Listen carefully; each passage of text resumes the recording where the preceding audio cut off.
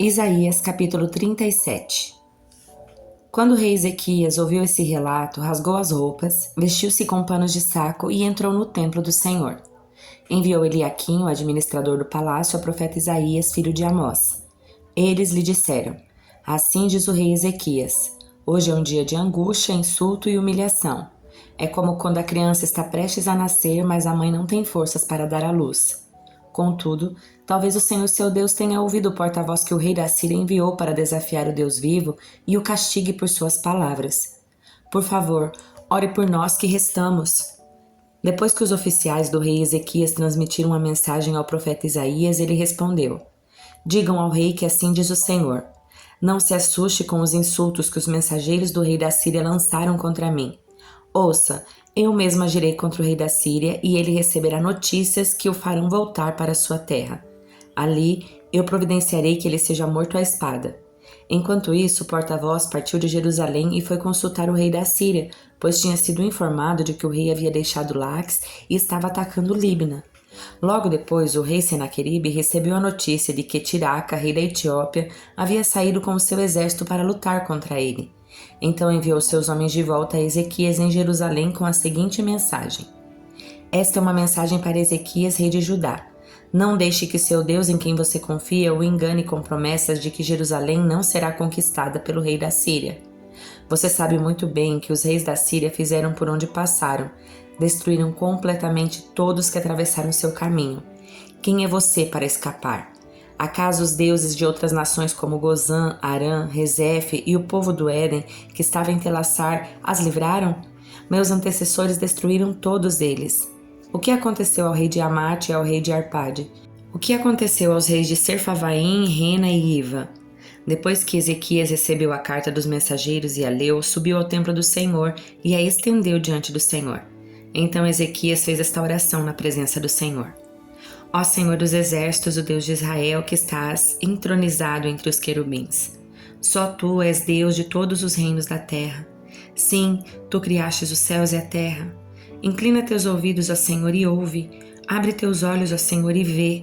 Ouve as palavras com as quais Senaqueribe desafia o Deus vivo. É verdade, Senhor, que os reis da Síria destruíram todas estas nações, lançaram os deuses destas nações no fogo e as queimaram. É claro que os assírios conseguiram destruí-los. Não eram deuses de verdade, mas apenas ídolos de madeira e pedra moldados por mãos humanas. Agora, Senhor nosso Deus, salva-nos do poder desse rei. Então todos os reinos da terra saberão que somente Tu és Senhor, ó Deus.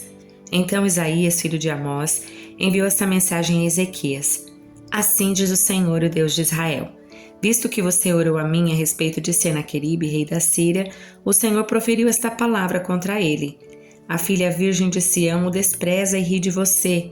A filha de Jerusalém balança a cabeça com desdém enquanto você foge. A quem você desafiou e de quem zombou? Contra quem levantou a voz? Para quem olhou com arrogância? Para o Santo de Israel. Por meio dos seus mensageiros desafiou o Senhor. Disse: Com meus numerosos carros de guerra conquistei os montes mais elevados, sim, os picos mais remotos do Líbano. Cortei seus cedros mais altos e os melhores ciprestes. Cheguei às suas maiores alturas e explorei suas florestas mais densas. Cavei poços em muitas terras estrangeiras e me refresquei com sua água. Com a sola do meu pé sequei todos os rios do Egito. Mas você não sabe? Eu decidi tudo isso há muito tempo. Planejei essas coisas no passado distante e agora as realizo. Planejei que você transformaria cidades edificadas em montes de escombros. Por isso seus habitantes perdem as forças e ficam assustados e envergonhados. São frágeis como a relva, indefesos como brotos verdes e tenros. São como o capim que surge no telhado, queimado antes de crescer. Mas eu o conheço bem, sei onde está e sei das suas idas e vindas, sei como se enfureceu contra mim, e por causa da sua raiva contra mim e da sua arrogância que eu mesmo ouvi, porei minha argola em seu nariz e meu freio na sua boca. Eu o farei voltar pelo mesmo caminho por onde veio. Então Isaías disse a Ezequias: Esta é a prova de que minhas palavras são verdadeiras. Nesse ano vocês comerão somente o que crescer por si, e no ano seguinte o que brotar disso. Mas no terceiro ano semeiem e colham, cuidem das suas videiras e comam seus frutos. Vocês que restarem em Judá, os que escaparem da destruição, lançarão raízes em seu próprio solo, crescerão e darão frutos. Pois um remanescente do meu povo sairá de Jerusalém, Um grupo de sobreviventes partirá do Monte Sião. O zelo do Senhor dos Exércitos fará que isso aconteça, e assim diz o Senhor a respeito do rei da Síria: seu exército não entrará em Jerusalém, nem disparará contra ele uma só flecha. Não marchará com escudos fora dos seus portões, nem construirá rampas de terra contra os seus muros. O rei voltará à terra dele pelo mesmo caminho por onde veio. Não entrará na cidade, diz o Senhor.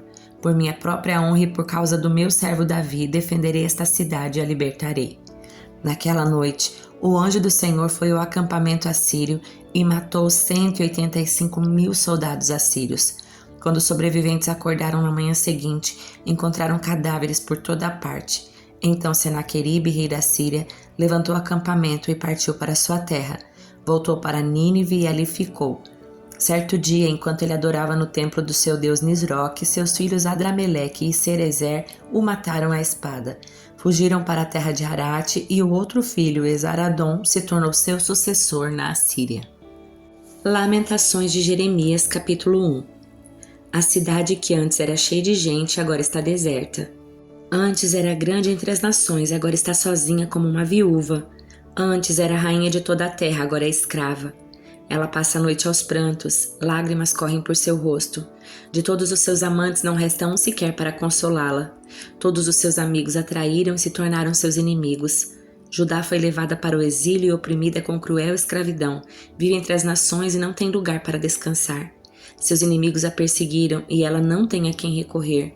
As estradas para Sião estão de luto, pois as multidões já não vêm celebrar as festas. Os portões da cidade estão em silêncio. Os sacerdotes gemem, as moças choram. Como é amargo seu destino. Seus adversários se tornaram seus senhores e seus inimigos prosperam, pois o Senhor castigou Jerusalém por seus muitos pecados. Seus filhos foram capturados e levados para o exílio. A bela Sião foi despojada de toda a sua majestade. Seus príncipes são como servos famintos em busca de pasto. Estão fracos demais para fugir do inimigo que os persegue. Em meio à sua tristeza e às suas andanças, Jerusalém se lembra do seu antigo esplendor. Agora, porém, caiu nas mãos do seu inimigo e não há quem a ajude. Seu inimigo a derrubou e zombou da sua queda. Jerusalém pecou terrivelmente, por isso foi jogada fora como trapo imundo. Todos que antes a honravam agora a desprezam, pois a viram nua e humilhada. Só resta a ela gemer e esconder o rosto. Com sua impureza contaminou as vestes e não pensou nas consequências. Agora está caída no chão e não há quem a levante. Senhor, vê minha aflição, ela diz. O inimigo triunfou. O inimigo a saqueou e levou todos os seus valiosos bens. Ela viu estrangeiros profanarem seu templo sagrado, o lugar em que o Senhor os proibia de entrar. Seu povo geme à procura de pão. Trocaram seus tesouros por alimentos para sobreviver. Olha, Senhor, ela se lamenta, e vê como eu sou desprezada. Isso tudo nada significou para vocês que passaram por mim? Olhem ao redor e vejam se há dor igual à minha, que o Senhor trouxe sobre mim quando se acendeu sua ira. Do céu enviou fogo que me queima os ossos, pôs uma armadilha em meu caminho e me fez voltar atrás. Deixou-me devastada, atormentada o dia todo por uma doença. Trançou meus pecados como uma corda para me prender ao jugo do exílio. O Senhor me tirou a força e me entregou meus inimigos. Estou indefesa nas mãos deles. O Senhor tratou meus homens valentes com desprezo por ordem sua. Um grande exército veio para esmagar meus jovens guerreiros. O Senhor pisou a amada cidade de Jerusalém como se pisam uvas no tanque de prensar. Choro por todas essas coisas. Lágrimas correm por meu rosto. Não resta ninguém para me consolar. Estão longe os que poderiam me animar. Meus filhos não têm futuro, pois o inimigo nos conquistou.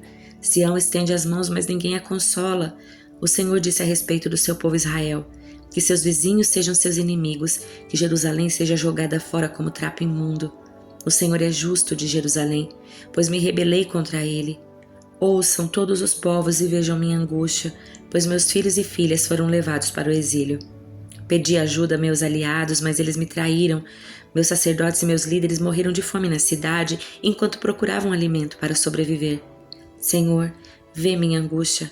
Meu coração está aflito e minha alma desesperada, pois me rebelei terrivelmente contra ti.